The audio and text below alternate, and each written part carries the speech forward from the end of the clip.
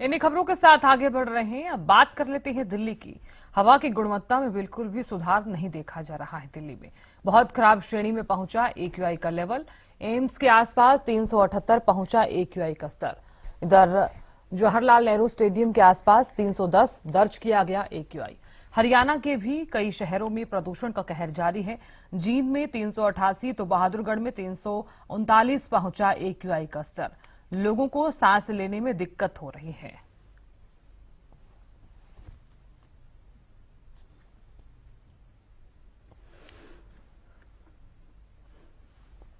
तो देखिए, दिल्ली एनसीआर के साथ साथ हरियाणा के भी कई शहरों में प्रदूषण लगातार अब खतरनाक साबित होता हुआ नजर आ रहा है।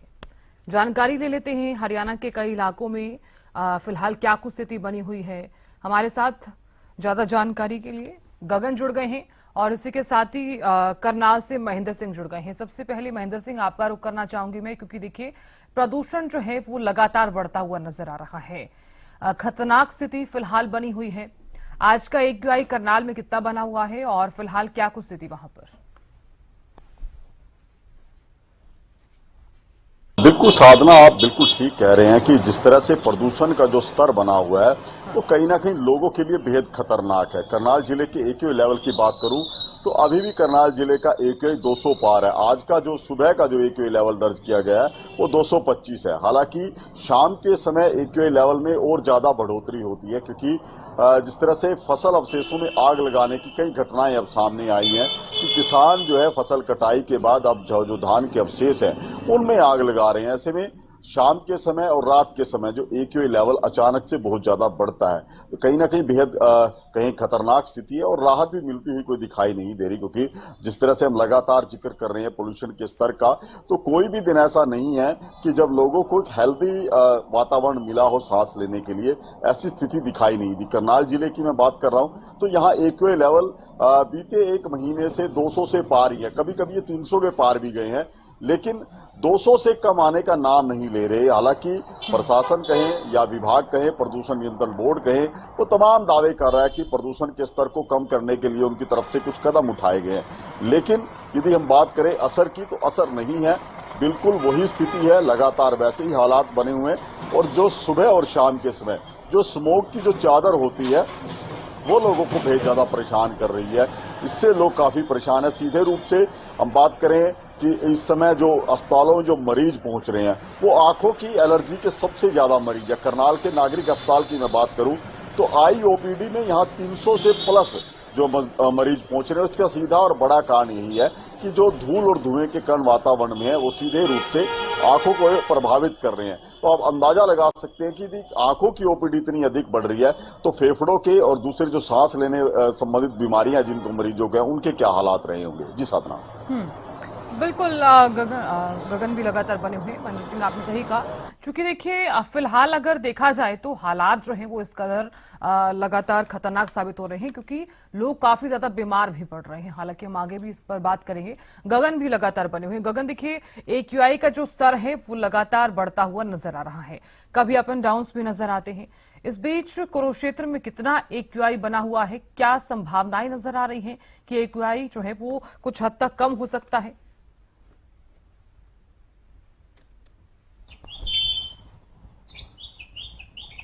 हाँ बिल्कुल साधना, बात की जाए तो देखिए पिछले कई दिनों से लगातार जो है एक्यूआई लेवल इस कदर बढ़ रहा है कि लोगों को खासा परेशानियों का जो है सामना करना पड़ रहा है। कल भी जो एक्यूआई लेवल है जो 262 जो दर्ज किया 262 दर्ज किया गया था और आज भी 200 के पार है। तो कहीं ना कहीं ये सेहत के लिए काफी हानिकारक है। सुबह के समय में अक्सर देखा जाता है कि एक सफेद चादर और शाम के समय भी सफेद चादर देखने को मिलती है। ये पोल्यूशन की चादर है। और बात की जाए तो अस्पतालों की, तो लगातार जो है हम कह सकते हैं कि स्किन इन्फेक्शन, आंखों में जलन और जिन्हें सांस की दिक्कत है, इस तरीके के केसेस जो है अस्पतालों में ज्यादा तो नजर आ रहे हैं। वहीं डॉक्टरों के द्वारा जो हिदायत दी गई है कि सुबह के समय में जो लोग अक्सर सैर करने के लिए जाया करते थे वो कुछ दिनों के लिए अपनी सैर जो है बंद कर दे और किसी अच्छे स्थान पर या घर पर ही किसी जो है योगा जरूर करें। और वहीं बात की जाए तो देखिए पार्कों में जो लोग हैं टहलते हुए नजर आते थे सुबह के समय में, शाम के समय में या दोपहर के समय में लोग बुजुर्ग जो है बैठते हुए नजर आते थे। लेकिन अब उनकी संख्या जो है घटती हुई नजर आ रही है। कुछ ही लोग जो है पार्कों में देखे जाते हैं। सुबह के समय में भी लोग जो अब कहीं ना कहीं किसी हद तक जो है बहुत ही कम मात्रा में लोग जो है सैर पर जाते हैं। और बात की जाए तो डॉक्टरों के द्वारा जो एडवाइजरी जारी की गई है कि जो लोग हैं अगर जो किसी सार्वजनिक स्थान पर जा रहे हैं अब जरूर मास्क का प्रयोग जरूर करें। वहीं बात की जाए तो दिल्ली समेत तमाम जो इलाके हैं, फरीदाबाद की बात की जाए, सोनीपत, गुड़गांव की बात की जाए, वहां पर AQI लेवल इस कदर बढ़ रहा है कि लोगों को सांस लेने में भी काफी दिक्कतों का जो है सामना करना पड़ रहा है। और अभी देखिए हम कह सकते हैं कि जब तक बरसात नहीं हो जाती तब तक इसी तरीके का जो है हम कह सकते हैं कि AQI लेवल जो है रहने वाला है। और अब देखिए देखने वाली बात होगी कि कब बरसात होगी और कब इस पोल्यूशन से जो है निजात जो है पा सकेंगे, क्योंकि जो लोगों को परेशानियां जो होती नजर आ रही है, जिस तरीके से मेरे सहयोगी ने बताया कि आंखों में जलन के केसेस पूरे प्रदेश के अंदर इस तरीके के केसेस जो है देखने को मिल रहे हैं। पिछले 1 महीने से लगातार जो है AQI लेवल इस कदर बढ़ा है कि आम जनता का अब सांस लेना बहुत ज्यादा मुश्किल हो चुका है। और ऐसे में जो बच्चे और बुजुर्ग हैं वो अपना खास तौर पर ध्यान रखे। डॉक्टरों के द्वारा जो एडवाइजरी जारी की गई है, जरूरी काम है सुबह के समय में या शाम के समय में तभी घरों से बाहर निकले, अन्यथा ना निकले। और अपना पूरी बाजू के कपड़े जरूर डालें, क्योंकि स्किन इन्फेक्शन के केसेस भी ज्यादा देखने को मिल रहे हैं। और आंखों पर चश्मा जरूर लगाएं। देखिए देखने वाली बात होगी कि कब बरसात होगी और कब ये सफेद पोल्यूशन की चादर है जो कहीं ना कहीं खत्म, तभी हम कह सकते हैं कि तभी खत्म होगी। अभी मौसम विभाग के द्वारा भी कोई देखिए जानकारी नहीं दी गई है कि कब बरसात होगी, लेकिन आम जनता को अब यही उम्मीद है कि जल्द से जल्द बरसात हो और इस पोल्यूशन भरी सफेद चादर से जो है निजात जो है पा सके। जी साधना। बिल्कुल गगन, आपने सही कहा, क्योंकि प्रदूषण की जो चादर है वो अलग ही तरह से नजर भी आती है। भले ही मौसम जरूर ठंडा हो गया हो, लेकिन प्रदूषण जिस कदर बढ़ता हुआ नजर आ रहा है, लोगों के लिए काफी ज्यादा परेशानियां भी खड़ी हो गई हैं। मैं लौटूंगी आपके पास गगन। महेंद्र सिंह भी लगातार बने हुए। महेंद्र सिंह, देखिए बढ़ते पॉल्यूशन के बीच लोग अब लगातार बीमार पड़ रहे हैं। हमने देखा है कि अगर घरों से बाहर निकल रहे हैं लोग तो आंखों में जलन और सांस संबंधी जो दिक्कतें हैं वो लगातार लोगों को देखने को मिल रही है। हालांकि अब तो वायरल जो है वो भी लोगों को अब तंग करने लगा है। क्या आपके सामने कुछ ऐसे मामले सामने आए हैं, और अगर ऐसे मामले सामने आए हैं तो फिलहाल प्रशासन कितना एक्टिव नजर आ रहा है? तो साधना, देखिए जिस तरह से हवा जहरीली हुई है तो जाहिर सी बात है इसका असर इंसानी सेहत पर जरूर पड़ेगा, क्योंकि जिस हवा में सांस ले रहे हैं उसमें जहरीली गैसों की मात्रा बेहद ज्यादा है। चाहे सल्फर डाइऑक्साइड का बात करें, नाइट्रोजन पेरोक्साइड का बात करें या कार्बन डाइऑक्साइड का बात करें, ये 3-4 गैसें हैं। मीथेन गैस है जो पराली जलने के बाद पैदा होती है। 3-4 गैसें हैं जिनकी मात्रा अत्यधिक दर्ज की जा रही है। और जाहिर सी बात है जब ये सांस के जरिए हमारे फेफड़ों में जा रही है, आंखों में जा रही है, तो इन्फेक्शन जरूर पैदा करेंगी। जिस तरह से पहले मैंने जिक्र किया कि करनाल जिले के नागरिक अस्पताल में इन दिनों जो आईज की ओपीडी, आंखों की ओपीडी है वो बहुत ज्यादा बढ़ी है। 300 से प्लस मरीज जो है अब रोजाना यहाँ पर पहुंच रहे हैं। और इसका सीधा और बड़ा कारण यही है कि प्रदूषण की मार की वजह से लोगों की जो आंखें हैं वो प्रभावित हुई हैं। और यही वजह है कि लोगों ने अब गोगल्स लगाना शुरू किया कि ताकि जो सीधा संपर्क है धूल और धुएं के कण से, उनसे बचा जा सके। दूसरा जो असर रहा है वो सांस संबंधित मरीज हैं, चाहे कोई दमे का मरीज है या टीबी का मरीज है, ऐसे मरीजों को अब दिक्कतें बढ़ी हैं इस मौसम में, क्योंकि उनको पहले से इन्फेक्शन है और यदि जैसे ऐसे वातावरण में वो सांस लेंगे तो उनकी दिक्कतें बढ़ रही हैं। इसके साथ साथ फेफड़ों में संक्रमण के मामले वो भी ज्यादा निकल कर आए हैं। जिस तरह से आपने वायरल बुखार का जिक्र किया, वो भी कहीं ना कहीं इसी पोल्यूशन से संबंधित है, क्योंकि यदि चेस्ट में इन्फेक्शन होता है किसी तरह का तो बाद में वो बुखार का रूप ले लेता है। तो ये भी प्रदूषण से ही संबंधित है। और इस तरह के मामले अब बढ़ते हुए दिखाई दे रहे, क्योंकि राहत की जो उम्मीद थी वो अभी तक नहीं हुई है। जिस तरह से पहले ये लगाया गया था कि बरसात होगी, उसके बाद पोल्यूशन के स्तर में कुछ कमी आएगी, लेकिन अभी वो लगातार करनाल जिले की मैं बात कर रहा हूं कि 2 200 से पार ही एक्यूए लेवल बने हुए हैं। तो यानी कि लगातार लोगों को ऐसे ही वातावरण में सांस लेने को मजबूर होना पड़ रहा है जो उनके स्वास्थ्य के लिए प्रतिकूल है, जो उनके स्वास्थ्य को बिगाड़ने का काम कर रहा है। लेकिन जहां तक प्रशासन की हम बात करें कि प्रशासन की तरफ सबसे पहले जो कदम उठाए जाने चाहिए थे कि पोल्यूशन के स्तर को कैसे कम करना है, वो प्रयास ये कहें कि फेल साबित हुए हैं, क्योंकि लगातार एक्यूए लेवल खराब ही दर्ज किया जा रहा है, उसमें कोई सुधार नहीं। चाहे हम ग्रेड 2 की बात करें, वो लागू है, उससे भी कोई असर ज्यादा पड़ता हुआ दिखाई नहीं दे रहा। हालांकि प्रशासन की तरफ से जो अस्पतालों में व्यवस्था की है उसमें कुछ जागरूकता जरूर रही है कि लोगों को भी डॉक्टर जागरूक भी कर रहे हैं, सलाह भी दे रहे हैं। इसके अलावा जिस तरह के मरीज पहुंच रहे हैं उनको ट्रीटमेंट भी दिया जा रहा है। लेकिन ये हालात तभी सुधरेंगे जब वातावरण में कोई बड़ी तब्दीली होगी और प्रदूषण का स्तर नीचे आएगा। जी साधना। बिल्कुल, कहा जा सकता है कि अगर प्रदूषण कम होगा तो ही लोग राहत की सांस ले सकते हैं, जैसा कि आप जिक्र भी कर रहे हैं।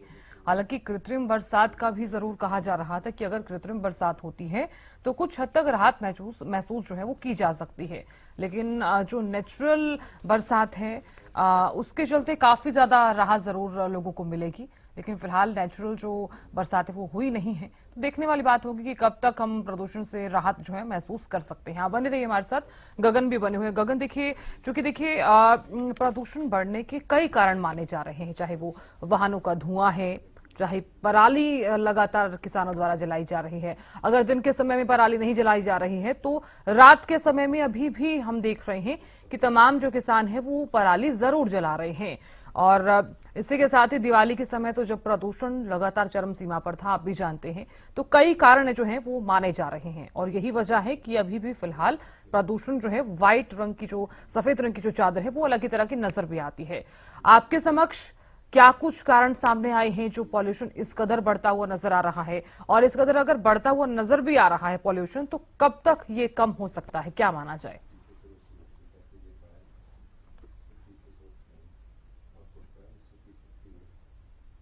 देखिए, बात की जाए तो पिछले 1 महीने से लगातार जो है पोल्यूशन की सफेद चादर देखने को मिल रही है। हम कह सकते हैं कि देखिए, कुछ वाहनों का धुआं हम कह सकते हैं कि जिन्हें जो है, जिन वाहनों के जो 15 साल है या 10 साल जो है, उनसे ज्यादा वाहन के हो चुके हैं, और उसकी वजह से भी हम कह सकते हैं कि ये जो पोल्यूशन की चादर है वो देखने को मिल रही है। दूसरी तरफ जो दीपावली पर जो प्रतिबंध, देखिए हम कह सकते हैं कि 10 बजे तक जो पटाखों की अनुमति दी गई थी, उसके बाद जो है लगातार जो पूरी रात पटाखे जो जिस कदर चले हैं, उसकी वजह से भी हम कह सकते हैं कि एक्यूए लेवल इस कदर बढ़ा है कि लोगों को खासा परेशानियों का अब जो है सामना करना पड़ रहा है। दूसरी तरफ देखिए, आप कह सकते हैं कि जो किसान है दिन के समय में नहीं आग लगा रहे हैं, लोगों को देखिए पता नहीं लग पाता है। रात के समय में अक्सर जो अगर किसान आग लगा रहे हैं तो एक ये भी हम कह सकते हैं कि कारण जरूर देखने को मिल रहा है। लेकिन कहीं ना कहीं देखा जाए तो सरकार और प्रशासन के जो इस बार जो साफ तौर पर ही सख्त हिदायत थी और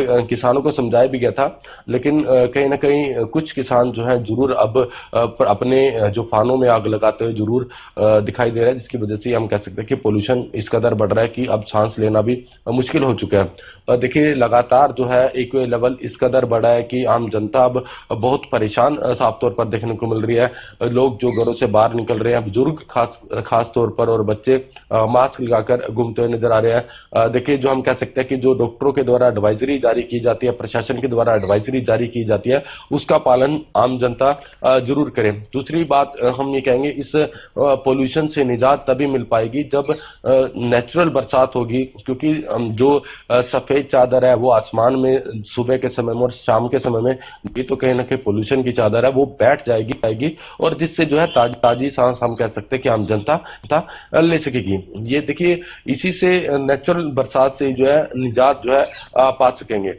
और बात की जाए तो लगातार जो है अब प्रशासन कहीं ना कहीं सख्ती जरूर करने के मूड में जरूर है, लेकिन सिर्फ कागजों में ही हम कह सकते हैं कि सख्ती देखने को मिलती है।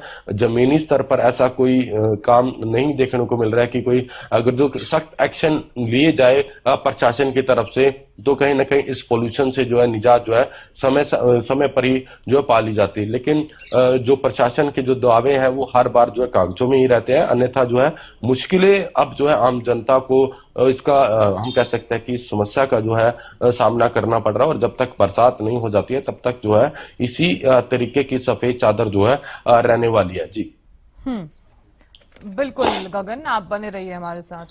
महेंद्र सिंह भी लगातार बने हुए हैं। महेंद्र सिंह, देखिए अब फिलहाल AQI जो है वो लगातार बढ़ता हुआ नजर भी आ रहा है। हालांकि अपन न्यूज भी लगातार नजर आ रहे हैं, लेकिन सवाल ये कि फिलहाल स्वास्थ्य विभाग और जो प्रशासन है वो अपनी जिम्मेदारी जो है वो किस तरह से निभाता हुआ नजर आ रहा है, क्योंकि लापरवाही जो है वो इस कदर बढ़ती हुई नजर आ रही है कि उसका खामियाजा आम जनता भुगत रही है।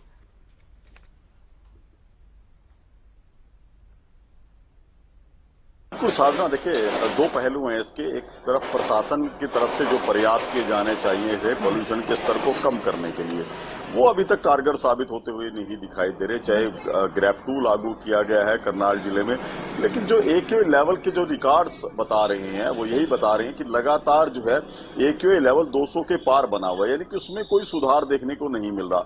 एक तो ये है कि उसको लेकर जो कदम उठाए जाने चाहिए थे वो कारगर साबित नहीं हुए। दूसरा, जिस तरह से पराली जलाने की या फसल अवशेष जलाने की जो घटनाएं रात के समय हो रही हैं, उन पर किसी तरह की अभी रोक प्रशासन की तरफ से नहीं लगाई जा रही है। उन पर किसी तरह का प्रतिबंध लगता हुआ दिखाई नहीं दे रहा। हालांकि उम्मीद ये थी कि त्योहारी सीजन बीतने के बाद AQI लेवल में कुछ सुधार देखने को मिलेगा, लेकिन वैसा दिखाई नहीं दिया।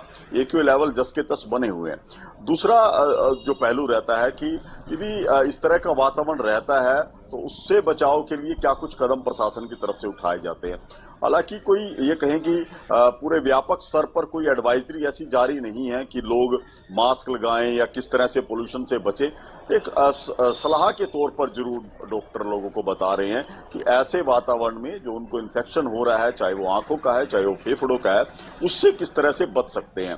तो एक सलाह के तौर पर जरूर डॉक्टर बता रहे हैं। चाहे हम OPD की बात करें, जब वहां पर मरीज पहुंचते हैं उनके लिए भी कुछ इंतजाम जो है स्वास्थ्य विभाग की तरफ से किए गए, क्योंकि अब इस तरह से जिस भी बीमारी के मरीज ज्यादा बढ़ेंगे तो जाहिर सी बात है कि स्वास्थ्य विभाग को उस तरह की दवाइयों का इंतजाम करना पड़ेगा। तो अभी स्वास्थ्य विभाग की तरफ से कदम उठाए गए हैं कि आंखों के मामले ज्यादा बढ़े हैं, फेफड़ों में संक्रमण के ज्यादा मामले बढ़े हैं, तो उस तरह की दवाइयों का जरूर प्रबंध किया गया है। लेकिन जो लोगों की सेहत की बात है उससे बेहद ज्यादा जरूरी यही है कि जो पोल्यूशन का स्तर है उसको कम करने के लिए प्रयास किया जाए, ना कि उसके बाद के जो प्रबंध है उन पर फोकस किया जाए। जी साधना। बिल्कुल महेंद्र सिंह, बहुत शुक्रिया जानकारी देने के लिए।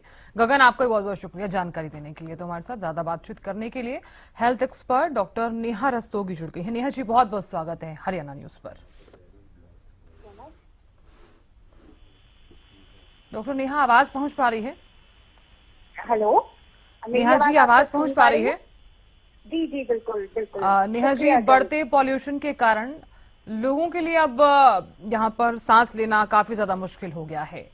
मेरा सवाल आपसे है कि जिस तरह की बीमारियों का सामना लोग कर रहे हैं और जो वायरल फिलहाल बढ़ते प्रदूषण के कारण फैल रहा है, उससे किस तरीके से बचा जा सकता है? बिल्कुल, तो हमने देखा पोस्ट दिवाली और अभी जिस तरीके से पॉल्यूशन और थोड़ा थोड़ा विंटर्स का कहर एकदम से आ रहा है, उसकी वजह से स्पेशली बुजुर्गों में और हमारी OPD में आजकल छोटे छोटे बच्चों में भी काफी ज्यादा खरखर आवाज, चिड़चिड़ाहट और ये सब है। ऑब्वियसली पोल्यूशन को रोकने के लिए तो अभी सर ने काफी सारी चीजें बताई, बट अगर मैं इंडिविजुअल लेवल पे बात करूं तो सबसे पहले जो बुजुर्ग और बच्चे हैं या स्पेशली जिनको सांस की प्रॉब्लम्स रहती हैं, वो अपना शुरुआत से ही थोड़ा सा, हम आजकल बोलते हैं कि स्टीम शुरू करें, थोड़े से गरारे शुरू करें। अगर आपको बाहर निकलना है और आप किसी ऐसे जगह जा रहे हैं जहाँ पे पब्लिक प्लेस ज्यादा है या धूल मिट्टी का वातावरण ज्यादा है, तो कृपया करके मास्क का प्रयोग अब भी करें। और उसके अलावा सबसे इम्पोर्टेंट है, जब आप घर वापस आए तो आप अपने हाथ पांव को अच्छे से, जैसे हमने कोविड में शिक्षा ली थी, उस तरीके की चीजों का हम अभी भी यूज कर सकते हैं। बट सबसे इम्पोर्टेंट चीज है प्रॉपर वाटर का इंटेक होना, क्योंकि अगर ज्यादा रहती है तो ये चीजें बढ़ सकती हैं। एंड जैसा कि मैंने बताया कि सुबह उठ के अनुलोम विलोम या प्राणायाम, जिससे आपका नेजल एरिया और गला बिल्कुल अच्छे से खुला रहे, सुरक्षित रहे, ये सब करना बहुत जरूरी है। बिल्कुल डॉक्टर नेहा, मेरा सवाल आपसे ये भी है, चूंकि देखिए आप जिस तरह से बता रही हैं कि बुजुर्ग जो है वो काफी ज्यादा बीमार पड़ रहे हैं, हालांकि जो ये वायरल अब फिलहाल फैल रहा है उसमें बच्चे भी काफी ज्यादा बीमार पड़ रहे हैं। अगर बच्चे इस तरह से बीमार रहते हैं तो किस तरह से इस संक्रमण से बचाया जा सकता है छोटे बच्चों को? तो छोटे बच्चों के लिए सबसे इम्पोर्टेंट होता है दो तरीके। एक जो जनरल प्रिकॉशंस जो हमने अभी डिस्कस किया, एंड स्पेशली मैं इस इस चैनल के माध्यम से बहुत इंपॉर्टेंटली बताना चाहूंगी कि 90% पेरेंट्स कई बार हल्का खांसी और एक बुखार की वजह से एंटीबायोटिक्स का भी प्रयोग बहुत अपफ्रंट मांगते हैं। तो ये वायरल इन्फेक्शन होता है, इसमें एंटीबायोटिक्स काम नहीं करती हैं। तो इसमें सबसे ज्यादा जरूरी है कि अगर बहुत ही छोटा बच्चा है और वो बलगम नहीं निकाल पा रहा तो सिर्फ नॉर्मल सलाइन यानी कि जो अपना नमक है उसके गागल नेबुलाइजेशन के माध्यम से कराएं। अगर स्टीम ले सकते हैं क्योंकि बच्चा छोटा होता है तो भी हम वो नेबुलाइजर मास्क के थ्रू देते हैं। एंड जैसे मैंने आपको बताया कि किसी न किसी वजह से वो नेजल ड्रॉप्स के थ्रू उसके बच्चे के पूरे फेफड़ों को क्लियर रखे। अगर थोड़ा बड़ा बच्चा है जो खुद से स्टीम ले सकता है तो वो बेस्ट पॉसिबल एक्सरसाइज और बेस्ट पॉसिबल चीज है। सबसे इम्पोर्टेंट चीज बच्चों को और एल्डरली साइड पे वैक्सीनेट जरूर कराएं क्योंकि स्वाइन फ्लू, कोविड, ये कुछ ऐसे वायरसेस हैं, निमोनिया, न्यूमोकोकल निमोनिया, जिनकी वैक्सीन हमारे पास इंडिया में अवेलेबल है, जिससे हम इसके सीवियरिटी से और ज्यादा दुष्प्रभाव से भी बच सकते हैं। बिल्कुल डॉक्टर नेहा, मेरा सवाल आपसे ये भी है, चूंकि देखिए आप भी जानती हैं कि फिलहाल चाहे दिल्ली एनसीआर हो चाहे हरियाणा हो, फिलहाल जो स्थिति बनी हुई है उसके चलते लोग जो है वो कई दिनों से सफर भी कर रहे हैं, कई लोग काफी दिनों से बीमार भी पड़ रहे हैं। चूंकि देखिए अगर इसी तरह से बीमार लोग रहते हैं तो क्या कुछ सावधानियां जो हैं वो बरती जा सकती हैं? अगर डेली रूटीन में देखा जाए तो आप भी जानती हैं कि जैसे ही हम घरों से बाहर निकलते हैं पॉल्यूशन इस कदर हावी हो जाता है कि हमें आंखों में जलन हो रही है, सांस संबंधी बीमारियां जो हैं वो लोगों के लिए अब हानिकारक भी साबित हो रही हैं। इससे किस तरह से बचा जा सकता है और अगर नॉर्मली देखा जाए डेली रूटीन में हम कौन कौन सी मेडिसिन ले सकते हैं? तो नॉर्मली जैसे हमने बात किया अभी पिछले 2 महीने पहले भी कि नॉर्मली जो जनरल प्रिकॉशंस हैं वो सबके लिए एक बराबर बात है। हमें पता है कि यहाँ पर इस टाइम पे बहुत ज्यादा ड्राइनेस और साथ में स्मोक का जो एक मौसम है उससे सबसे ज्यादा इम्पोर्टेंट है हमारी अपनी हाइड्रेशन का होना। एंड जब मैं हाइड्रेशन की बात करती हूँ मैं अंदरूनी और बाहरी दोनों रूप से करती हूँ, तो एंड गले के लिए स्पेशली। तो हमारा जो एक टेंडेंसी होता है कि हमारे को नॉर्मली हाई वाटर इनटेक करना चाहिए, चाहे बच्चे हों चाहे बड़े हों, अनलेस एंड अनटिल किसी को हार्ट की कोई कंडीशन ना हो।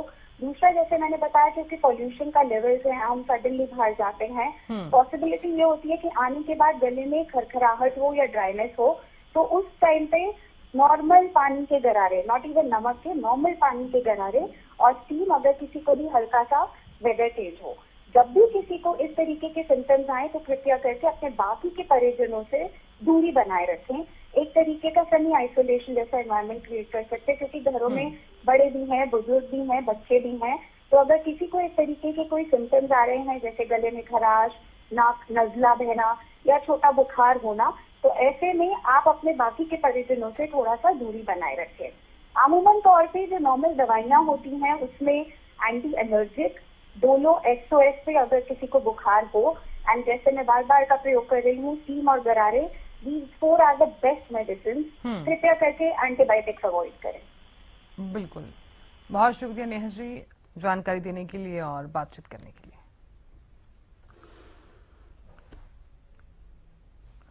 तो बढ़ते पॉल्यूशन के बीच अब सावधानियां जो हैं वो ज्यादा बरतनी होगी और ऐसे में बार बार गर्म पानी जिसका आप इस्तेमाल करते रहिए और साथ ही गर्म पानी के सेवन से हो सकता है कि अगर आपको काफी ज्यादा दिक्कत हो रही है तो आप गरारे भी कर सकते हैं।